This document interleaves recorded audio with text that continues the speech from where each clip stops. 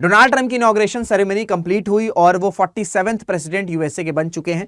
इस inauguration ceremony में कई सारे स्पेशल मूवमेंट्स रहे, जिसमें से एक बड़ा खास मूवमेंट यह था कि जो एस जयशंकर साहब हैं उनको बिल्कुल फर्स्ट सीट फर्स्ट कॉलम दी गई, जो कि दिखाता है कि भारत कितना ज्यादा इंपॉर्टेंट है यूएसए के लिए।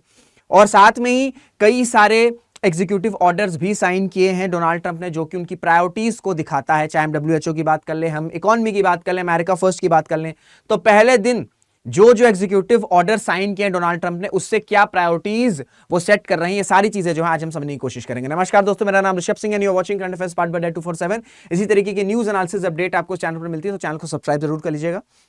जैसे मैंने आपको बताया कि S Jaishankar first row first column seat at Trump's inauguration, जो कि दिखाता है कि भारत कितना ज्यादा इंपॉर्टेंट अलाई है यूएसए के लिए। एस जयशंकर साहब ने इनॉग्रेशन अटेंड करी, भारत को रिप्रेजेंट किया और इन्होंने इस तरीके के कांग्रेचुलेशन ट्वीट भी जो है वो एक्स पर करी। और ये भी बताया कि प्राइम मिनिस्टर नरेंद्र मोदी का एक स्पेशल मैसेज भी है डोनाल्ड ट्रंप के लिए। और इसके साथ साथ कई सारे और फॉरेन मिनिस्टर्स के साथ भी मुलाकात हुई, चाहे हम जापान के फॉरेन मिनिस्टर की बात कर लें, ऑस्ट्रेलिया की बात कर लें, और जो न्यूली अपॉइंटेड यूएस के सेक्रेटरी ऑफ स्टेट हैं मार्को रूबियो, इनसे भी एक इनफॉर्मल मीट हुई है। इसके साथ ही इनॉग्रेशनल मीटिंग में कई सारे और भी इंपॉर्टेंट लीडर्स आए थे, चाहे हम इटली के प्राइम मिनिस्टर की बात कर लें, हम अर्जेंटीना के प्रेसिडेंट की बात कर लें, तो कई सारे important personalities all over the globe Trump के इनॉग्रेशन सेरेमनी में प्रेजेंट थे। और एस जयशंकर के साथ साथ जो मुकेश अंबानी उनकी फैमिली वो भी प्रेजेंट थी, जो कि दिखाता है कि भारत कितना ज्यादा इंपॉर्टेंट है। अब देखिए, जो पहले दिन जो ऑर्डर साइन हुए हैं उससे वो उनकी प्रायोरिटीज बताते हैं। और साथ में हम ये भी एक्सपेक्ट कर सकते हैं कि जो डोनाल्ड ट्रंप का जो ट्रंप 2.0 एडमिनिस्ट्रेशन होगा, उसमें जो पाकिस्तान बेस्ड टेररिज्म है, इस पर टफ स्टांस आने वाला definitely compare to Biden administration, जो कि भारत के लिए काफी अच्छी न्यूज है। तो पहले दिन कौन कौन से एग्जीक्यूटिव ऑर्डर साइन किए और उनका क्या प्लान रहने वाला है, क्या प्रायोरिटीज रहने वाली, इस पर डिस्कस करते हैं। तो पहली अगर हम बात करें, आप सबको पता होगा कि 2021 में जब ये कंफर्म हो गया था कि डोनाल्ड ट्रंप हार रहे हैं और बाइडेन जो है वो प्रेसिडेंट बनेंगे, तो क्या हुआ था, यूएस कैपिटल रॉयट्स हुए थे। और जिसके बाद जो बाइडेन ने क्या किया था कि जितने भी लोग इस रॉयट्स में इन्वॉल्व थे उनको अरेस्ट कर लिया गया था। तो जितने भी ये कन्विक्टेड लोग थे इनको पार्डन कर दिया है, यानी पार्डन मींस इनको रिलीज कर दिया, इनको माफी दे दी गई है अगर हम बात करें डोनाल्ड ट्रंप के द्वारा। और जितने भी पॉलिटिकल अपोनेंट्स थे बाइडेन एडमिनिस्ट्रेशन के, दैट मींस ट्रंप सपोर्टर्स जो थे, उनके अगेंस्ट भी जो भी केसेस थे उनको ट्रंप ने हटा दिया है। पहला सबसे इंपॉर्टेंट चीज ये हुई है। फिर अगर हम इकोनॉमी की बात करें तो इनका सबसे इंपॉर्टेंट फोकस ये रहा है कि यूएस में जो इन्फ्लेशन बढ़ रहा है उसको जल्द से जल्द कंट्रोल करना है। और इसी वजह से इनका सबसे इंपॉर्टेंट ऑब्जेक्टिव ये है कि जो ऑयल और जो नेचुरल गैस है इनके प्राइसेस को कंट्रोल करना है, क्योंकि ये दो ऐसी कमोडिटीज है, अगर इनके प्राइसेस को कंट्रोल कर लिए जाएंगे तो जो इन्फ्लेशन है वो ऑटोमेटिकली काफी हद तक कंट्रोल हो जाता है। इस वजह से इनका फोकस ये रहेगा कि अलास्का, ठीक है, अलास्का पर ये फोकस करेंगे कि फ्यूल प्रोडक्शन को और ज्यादा एक्सपैंड किया जाए, सो दैट जो कंज्यूमर इन्फ्लेशन है उसे कंट्रोल किया जा सके। ठीक है, अगर हम ट्रेड की बात करें तो ये पहले भी इन्होंने बोला है कि 25% का ट्रेड टैरिफ जो है वो कनाडा और मेक्सिको पर इंपोज किया जाएगा, सो दैट यूएस की जो डिपेंडेंसी है इन सभी देशों पर उसे खत्म किया जा सके। तो ये आपका इकोनॉमी से रिलेटेड हो गया। प्लस टिकटॉक पर यह था कि शायद टिकटॉक को बैन कर दिया जाएगा, लेकिन ये खबरें आई थी कि जो चाइना के प्रेसिडेंट उनसे फोन कॉल हुआ ट्रंप का, और उसके बाद इन्होंने अभी जो बैन है, जो कांग्रेस, जो यूएस कांग्रेस जो उसने प्रेजेंट किया था, इस बैन को टिकटॉक को बैन करने का जो प्रपोजल था उसको 75 दिनों के लिए पॉज कर दिया है। और डोनाल्ड ट्रंप ने कहा है कि इन 75 डेज में वो एसेस करेंगे, वो समझेंगे कि किस तरीके से जो टिकटॉक है वो नेशनल सिक्योरिटी को इंपैक्ट करता है या नहीं करता है। क्लियर हो गया।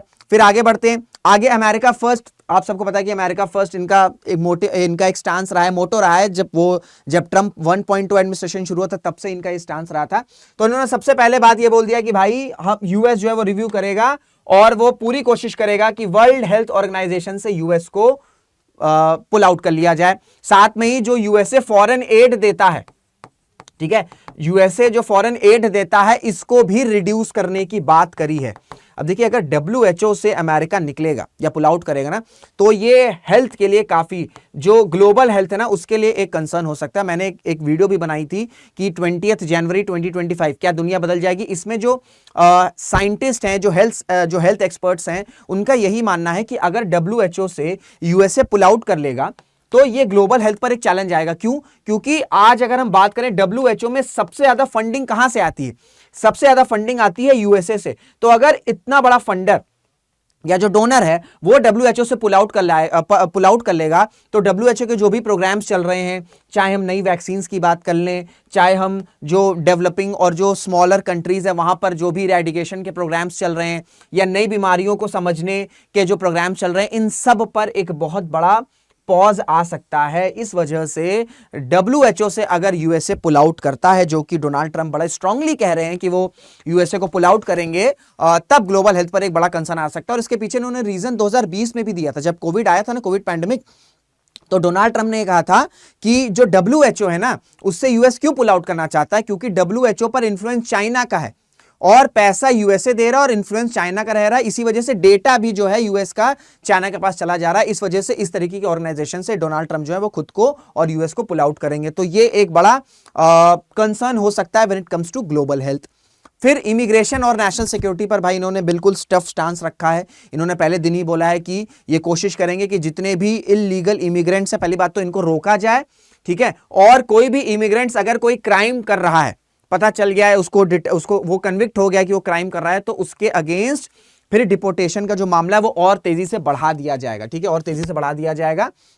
और जो भी इमिग्रेशन ऑर्डर्स बाइडेन एडमिनिस्ट्रेशन ने दिए थे, इन्होंने पहले दिन ही उन सब को रिवर्स कर दिया, उन सबको खत्म कर दिया है, ठीक है। प्लस जो यूएस मेक्सिको का बॉर्डर है वहां पर नेशनल इमरजेंसी डिक्लेयर करने का प्लान भी कर रहे हैं, ठीक है, नेशनल इमरजेंसी डिक्लेयर करने का प्लान भी कर रहे हैं। और ये भी प्लान है शायद डोनाल्ड ट्रंप का कि वो यूएस ट्रूप्स को भी भेज सकते हैं, सो दैट जितने भी इमिग्रेशन एजेंट्स हैं और जो रिफ्यूजीज और जो असाइलम्स हैं, इनको वहां पर रिस्ट्रिक्ट किया जाए, वो मेक्सिको बॉर्डर से निकलकर यूएस में ना आ सके। तो इस वजह से इमरजेंसी सिचुएशन हो सकती है यूएस मेक्सिको बॉर्डर पर, और यूएस ट्रूप्स भी वहां पर जा सकती है। और एक बड़ा हिस्टोरिक चीज प्लान कर रहे हैं डोनाल्ड ट्रंप कि यूएस में ये फंडा है, या यूएस में ये फंडामेंटल फॉलो किया जाता है कि जो भी व्यक्ति यूएस में पैदा हुआ वो यूएस का सिटीजन है, तो बर्थ राइट सिटीजनशिप यूएस में है।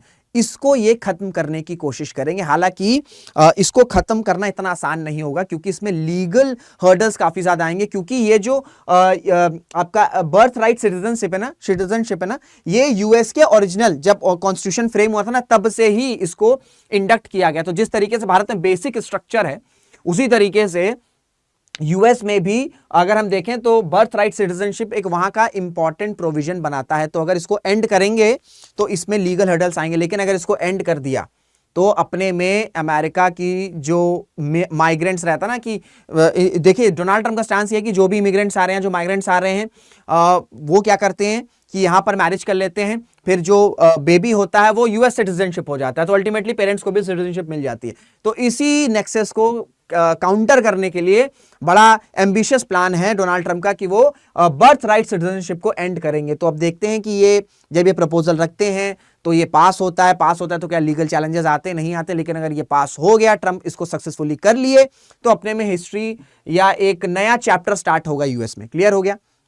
फिर साथ में ही इन्होंने सस्पेंड कर दिया, टेम्पररी सस्पेंड किया है एक प्रोग्राम है, that is US refugee administration program, admission program. इसको भी इन्होंने सस्पेंड कर दिया है टेम्पररी बेसिस पर। इनका कहना है कि हम इसको रिव्यू करेंगे और उसके बाद जो है इस प्रोग्राम में अगर कुछ चेंजेस रखना होगा तो करेंगे, क्योंकि पब्लिक सेफ्टी और नेशनल सिक्योरिटी को इंपॉर्टेंस देनी है, क्योंकि ये जो भी रेफ्यूजीज आ रहे हैं ये पब्लिक सेफ्टी और नेशनल सिक्योरिटी के लिए कहीं थ्रेट तो नहीं, अगर थ्रेट है तो फिर इनको एडमिशन नहीं लिया या इनको एडमिट नहीं किया जाएगा यूएस में। क्लियर हो गया।